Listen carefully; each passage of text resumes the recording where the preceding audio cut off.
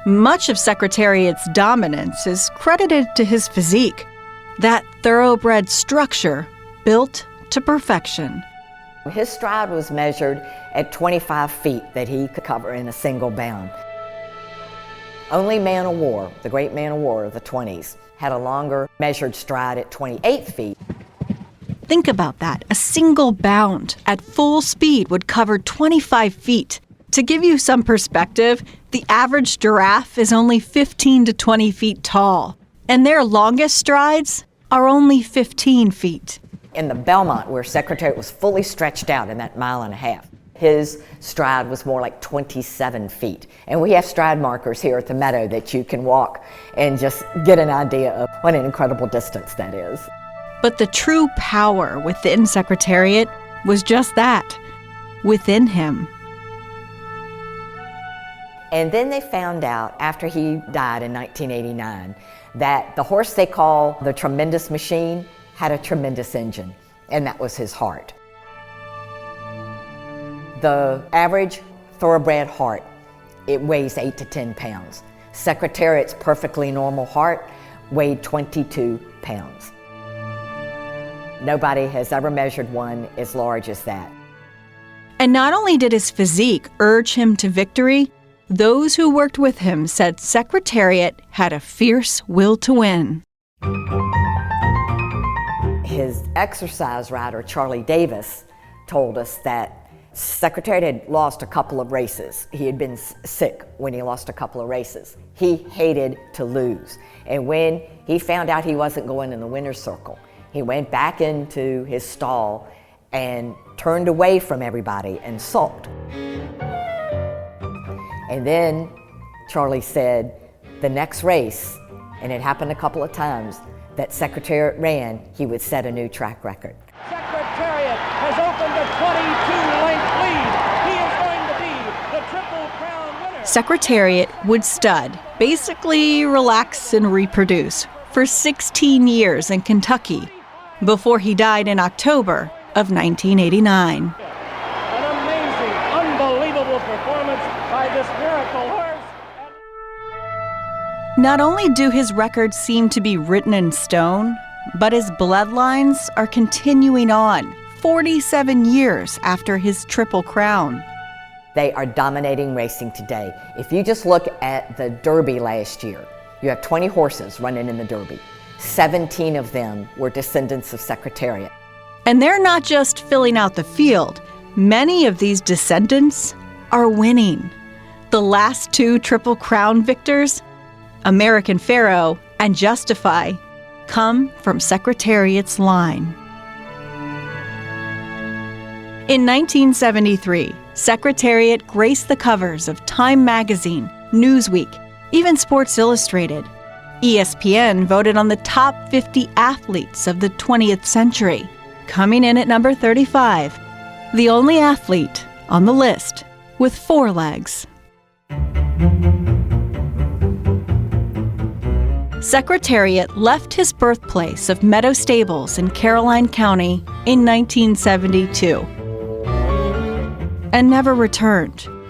But on May 5th, 1973, his legend was just getting started on the hallowed grounds of Churchill Downs. Track records and bloodlines unbroken to this day. This podcast is sponsored by the Library of Virginia, where collections of more than 129 million items tell the stories of Virginians to nearly 4 million people yearly. Find Virginia history at lva.virginia.gov.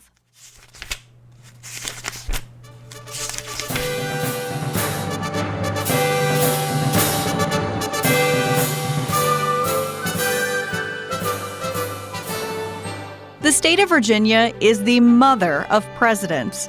It holds the title with 8 men born in the Commonwealth going on to become Commander-in-Chief. But we don't often hear much about the wives of these men, the First Ladies, as they've been dubbed. And on May 4th, 1820, Julia Gardiner was born, not here in Virginia, in New York. But her husband's roots in the Old Dominion would bring this northern girl to love the traditions and beliefs of the South. Many wouldn't know Julia Gardiner by her maiden name. She's better known as Julia Tyler, the darling of the Capitol and the second wife of the nation's 10th president, John Tyler. Julia came from a very wealthy New York family that often spent winters in Washington, D.C. for what was called social season. Think fancy aristocrats getting together to party. The young girl's beauty and practiced aristocratic charm attracted some of the most powerful men of the time, including then Congressman and future President Millard Fillmore. But her heart would be tied to Tyler. The National First Ladies Library says that John Tyler proposed to Julia in 1843, just 5 months after his first wife died. Julia declined, but the pair continued to make public appearances. One thing that raised eyebrows about the relationship, the couple's difference in age. Not 5 years, not 10, not 20, not 25, but 30 years. Tyler was 54, Julia, 24. It is the 1840s, after all. Different time, different era. But the rejected proposal in 1843 wouldn't stop John Tyler's attempt the following year. It came during the most unlikely of times, on board the U.S. Navy's steam frigate, the USS Princeton. In February of 1844, President John Tyler and 400 others were cruising in the Princeton down the Potomac River. Julia, her wealthy father and sister were also on board.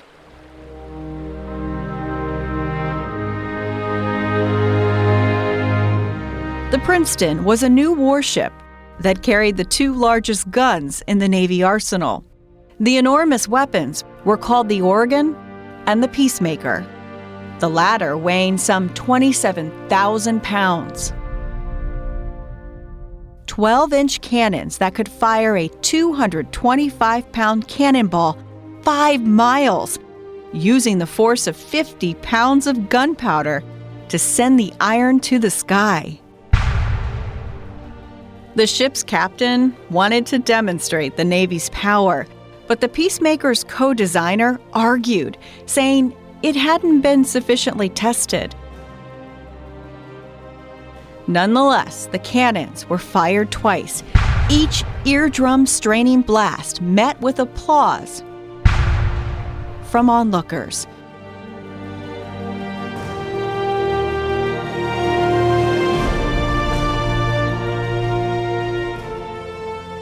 Most people then went below deck to enjoy fine food and drink.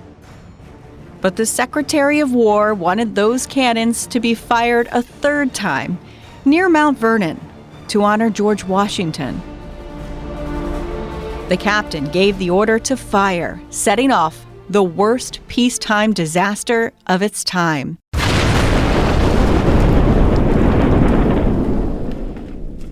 The Peacemaker exploded,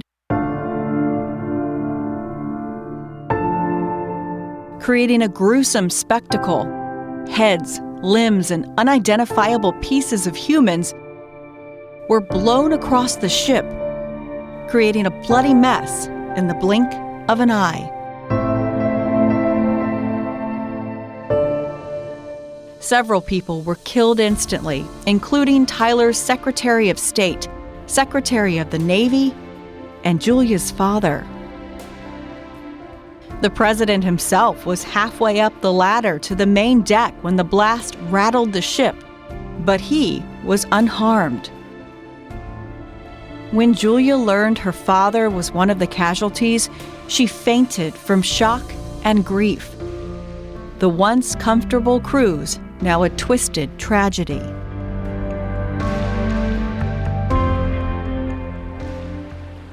When the Princeton finally docked, the president whisked Julia away and comforted her. finally winning her consent to marry. At the time, it was a secret engagement, because no matter the time period, getting engaged in the immediate aftermath of the grisly death of a loved one doesn't have the best optics, especially for a president who very nearly just died. Nonetheless, the pair married in June of 1844 in a small ceremony in New York. John Tyler became the first president to marry while in office, and by small ceremony, I mean small. There were only 12 guests. This elopement of sorts was credited to the family's mourning following the Princeton disaster. The public fascination with the new First Lady was incredible, as thousands turned out to try to get a look at the young bride in Philadelphia and Baltimore in the days following the wedding. The newlyweds came to Virginia on July 4th that year, staying in a honeymoon cottage at modern-day Fort Monroe in Hampton. After 2 days there, they traveled to the president's new plantation home known as Sherwood Forest in Charles City County, which you can still visit today. They returned to D.C. in August of 1844. Julia Tyler knew her tenure as First Lady would be brief. She only had one social season in the nation's capital to show off, but she took full advantage. She's the first known First Lady to have publicly danced, taking part in a newfound waltz. The religious press in D.C. at the time was not a fan of hers because of the closeness of this waltz dancing, as well as the abundant supply of champagne she served to guests. Her going-away party for herself and President Tyler was held in February of 1845. Known as the Grand Finale Ball, 3,000 people were invited, and continuous dance music was played while some 96 bottles of bubbly were enjoyed. Remember, it's 1845. That's a lot. A tradition you know well that continues to this day is often credited to Julia Tyler. The anthem, Hail to the Chief, had been played for the arrival of former presidents, but she ordered it to be performed to announce every arrival of her husband. The tradition continued when her successor chose to do the same. The young Tyler also wanted her face widely shown around the country and allowed an engraving to be made of her titled The President's Bride. It was mass-produced and commercially sold. No other First Lady had sat down to have her photograph taken, but Julia became the first when she posed in a studio in New York. That photograph, unlike the engraving, was not mass-produced. In fact, it was only rediscovered in the Library of Congress in 1987 and published for the first time in 1990. Julia and John returned to Virginia after his presidential term, living at Sherwood Forest, steeped in the traditions of the South. Remember, this is just before the Civil War, and slavery was alive and well in Virginia. In fact, several British women actually pleaded with women of the American South to help end the practice of slavery. And Julia Tyler, the former First Lady, took it upon herself to respond. In her only published writing in 1853, she appears to be giving a subtle defense to what she calls the peculiar institution. She wrote that slave families were given a choice on whether or not to join Christian churches, and that slave owners tried not to sell individual members of a slave family, all of which is not true. But the point she was trying to make was that the British nobility had no right to tell another country what to do. Remember, the American Revolution ended just 70 years prior. Tyler's essay was published in Richmond, New York, and even the monthly magazine Southern Literary Messenger. Pose magazine, about 70 years later. Remember, Episode 1, Season 3? Though she was raised in the North in New York, there were slaves on her family's island before the practice was outlawed. So the morality of owning another human being matched her husband's views prior to their marriage.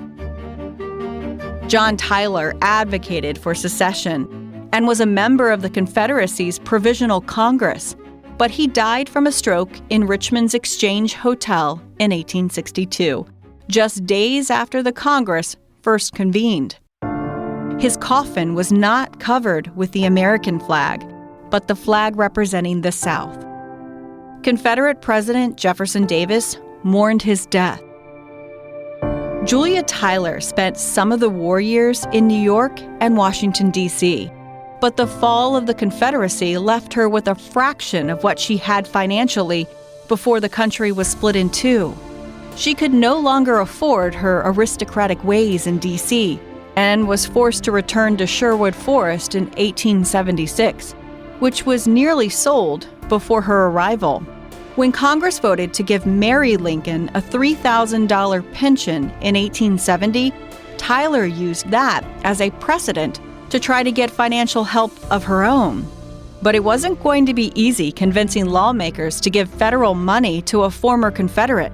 It wasn't until 1880 that Congress voted to give Julia Tyler an annual pension of $1,200, less than half of Mary Lincoln's. But when President Garfield was assassinated in late 1881, all four presidential widows, Garfield, Lincoln, Polk, and Tyler, were awarded the same annual amount of $5,000 starting in 1882. Side note, a federal law providing automatic pensions for presidential widows wasn't enacted until 1958.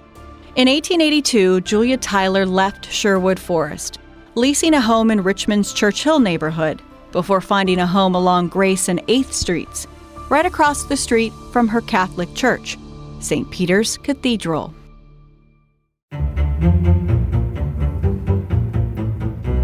Living her last days comfortably in Richmond, Julia Tyler died in 1889 at the age of 69 in the same place as her husband, the Exchange Hotel, with the same cause of death, a stroke. Julia and John Tyler, separated by decades in age, now buried next to each other in Richmond's Hollywood Cemetery, reunited after 27 years apart.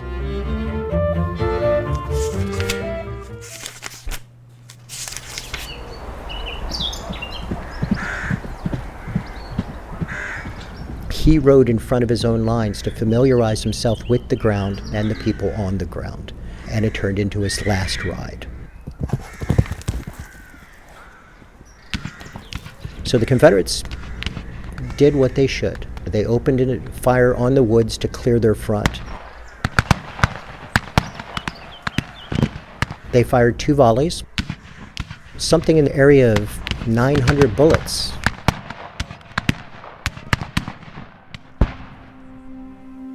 Deep in the woods, deep in the shadows, nobody ever saw Stonewall Jackson. Nobody ever heard Stonewall Jackson.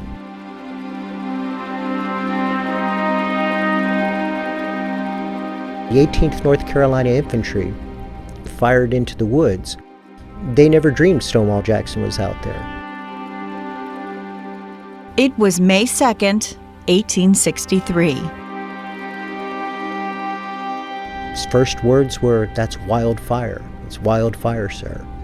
He recognized instantly that he had been struck down by the mistaken fire of his own men. Everything changed for the Confederates on that Virginia night. The mighty stone wall began to crumble.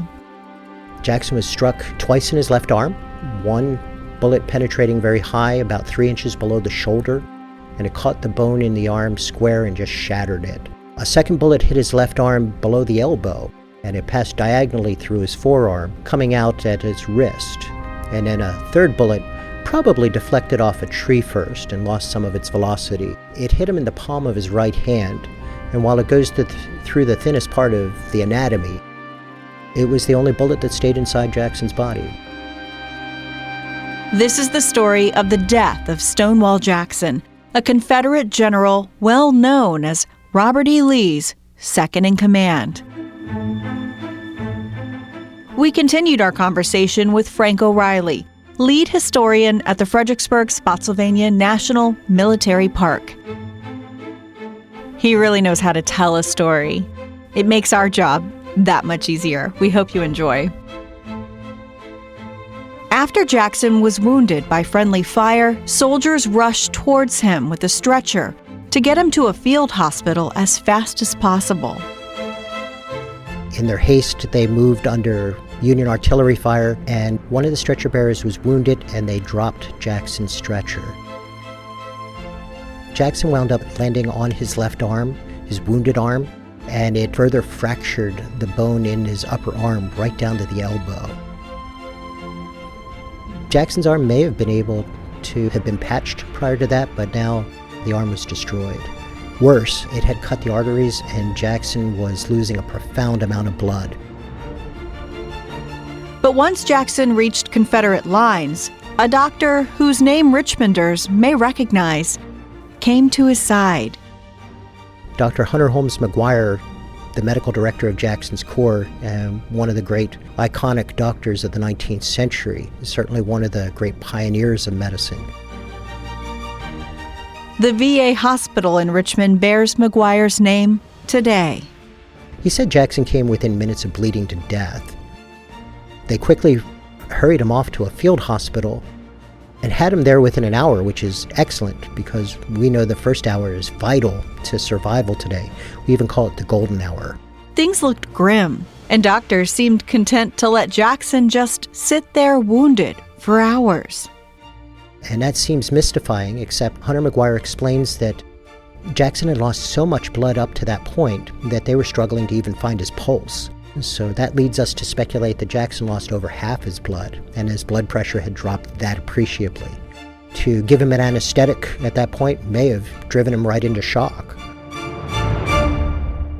And without anesthetic, doctors refused to start surgery.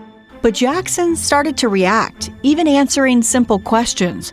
McGuire decided it was their best chance to save his life. They administered a very light dose of chloroform, and then extracted a ball from his right hand, and upon examining his left arm realized that it was beyond saving. They had to amputate his entire left arm, cutting it off 1 inch above the highest wound, or just 2 inches below the shoulder. After surgery, Jackson was carted some 27 miles to a Confederate supply base known as Guinea Station on the Richmond, Fredericksburg, and Potomac Railroad. Ostensibly, the doctors were hoping to just link up with the railroad and evacuate Jackson to Richmond. But Union cavalry, which had departed Hooker's army at the outset of the Chancellorsville campaign on a deep sweeping raid into the Confederate rear, suddenly made its presence felt by cutting the RF&P Railroad just before Jackson could leave. They cut the line somewhere near Ashland, Virginia, and as a result, nothing was getting in or out of Guinea Station or in or out of Richmond. The line was paralyzed. Temporary field hospitals were set up and houses were transformed from places of comfort into hellish scenes full of screams, blood, and death, as the wounded had nowhere else to go. But Jackson wasn't just another wounded man. He was a revered general. A hospital tent in the middle of a field just wasn't going to cut it. So with him, they improvised. They went to the Fairfield plantation, Thomas Coleman Chandler, and asked for a place for Jackson. They agreed upon using an outbuilding or an office on the plantation. Mrs. Chandler quickly had it converted into a rustic cottage, and Jackson was brought in there on the evening of May 4th, 1863. And it was there that things started to take a turn for the better. Jackson began to regain his strength. Within 2 days, he was even badgering Dr. McGuire about how soon he could return to active duty, always a good sign. More good news came when they realized the damage to the railroad had been fairly negligible. It was easily repaired, and operations would resume on May 7th. So Jackson was slated to come to Richmond that day. Unfortunately, that never happened. At 1 o'clock in the morning on May 7th, just hours before he was scheduled to come to Richmond, Stonewall Jackson collapsed. And the wounds that came from his comrades were not necessarily the reason why. In pneumonia. It overwhelmed him in very short order. It literally broke his body instantly. Dr. McGuire was awakened, and upon examining Jackson, realized that what he was looking at wasn't the initial phase of pneumonia, but rather a very far advanced stage of pneumonia. We now recognize what McGuire recognized then, and that is we got the story backwards. We always talked about Jackson as being a wounded man who got sick and eventually died. But it turns out Jackson was a sick man who got wounded, and that's what put him in such a dire circumstance.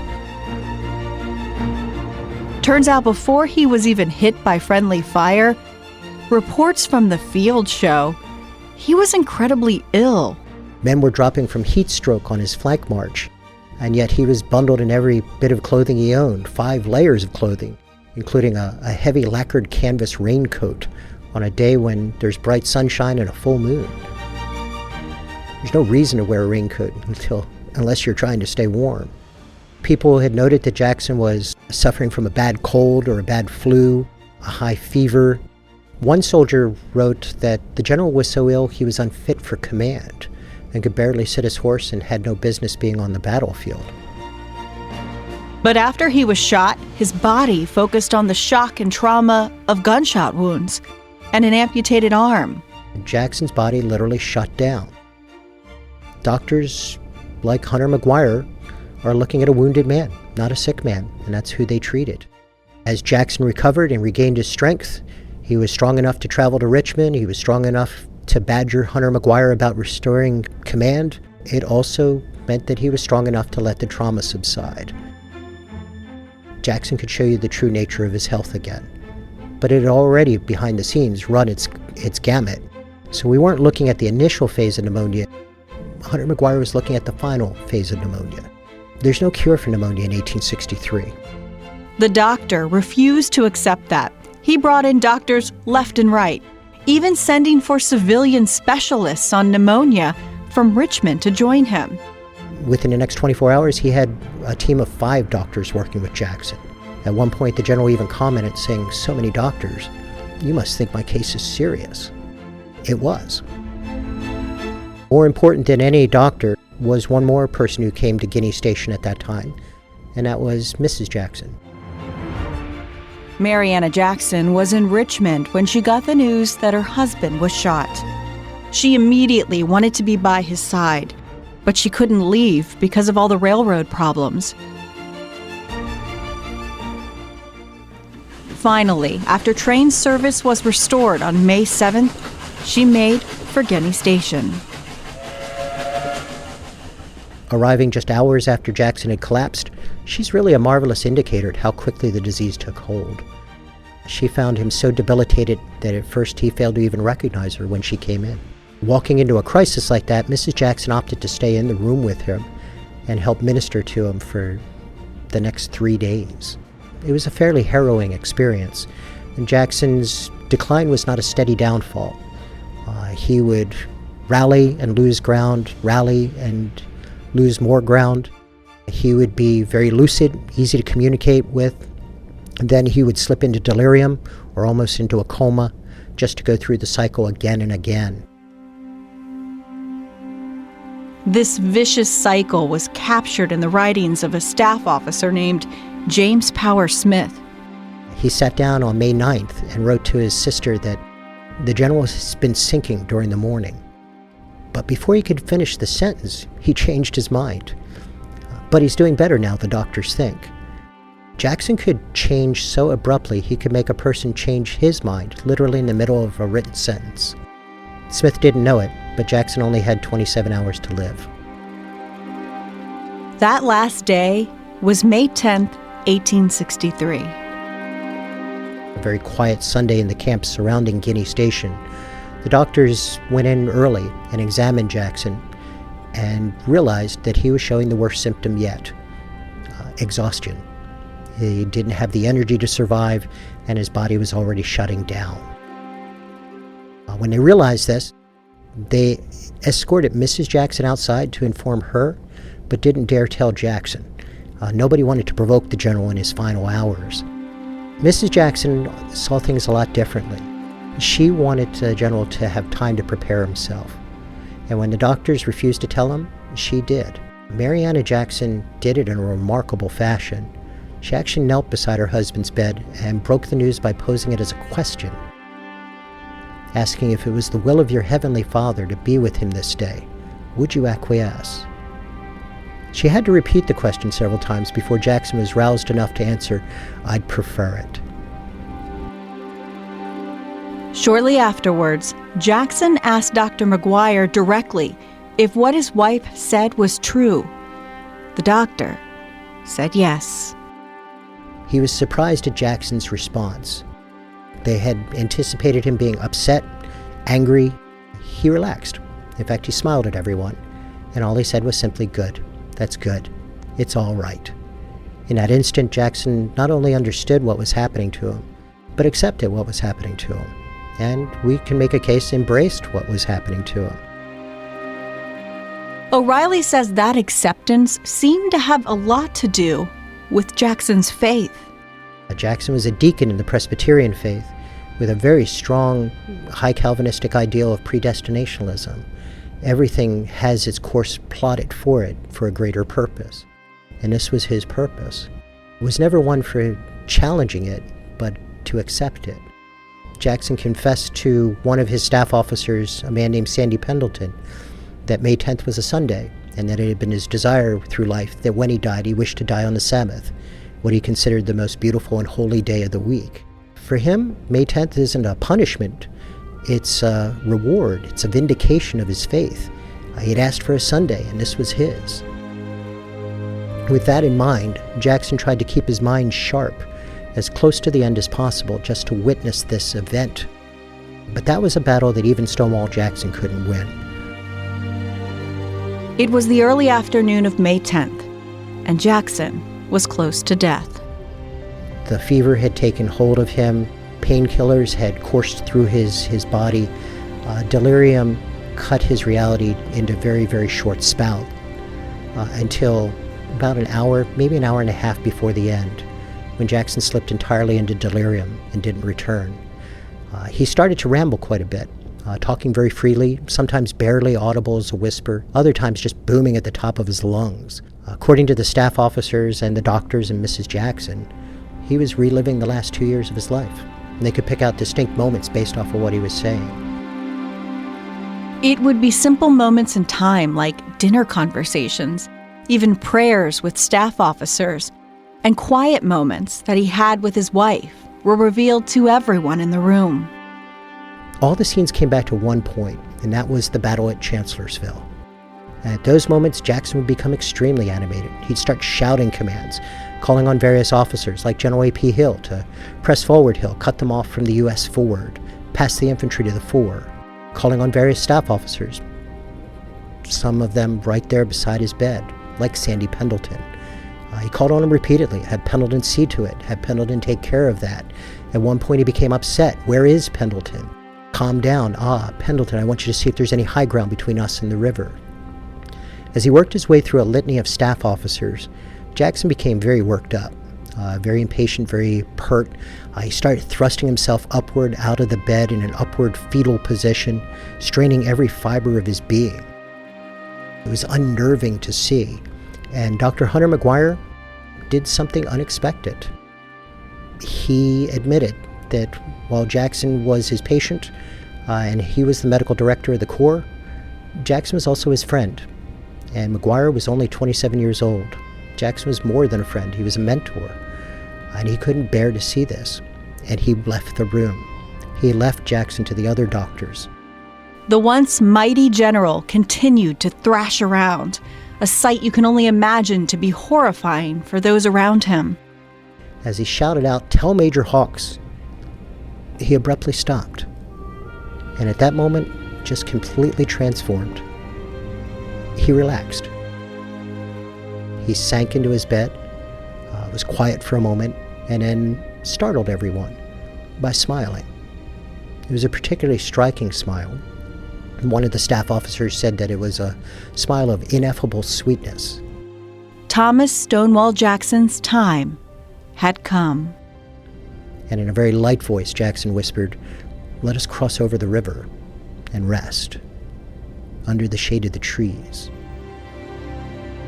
Now, history and Hollywood have conspired to have Jackson expire on the last syllable. The reality was much different. Jackson lingered. We don't know how long, 5 minutes, 10 minutes perhaps, but we do know that at one point there was a doctor on one side of the bed named Robert Coleman, and Mrs. Jackson on the other side of the bed. And Mrs. Jackson just plaintively asked, "Doctor, isn't there anything more you can do for him?" And Coleman responded, "Sadly, madam, we've done all that men can do." But just hearing Mrs. Jackson's voice, the general's eyes fluttered open for a moment, and then slowly closed, and then he was gone.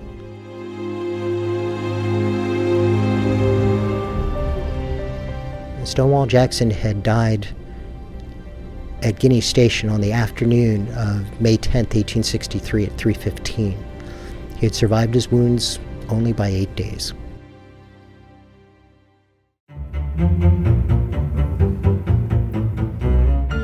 A week after the Confederates beat the odds and took Chancellorsville, their second in command, the revered Stonewall Jackson, was dead, killed by the combination of pneumonia and the blind fire of his own forces.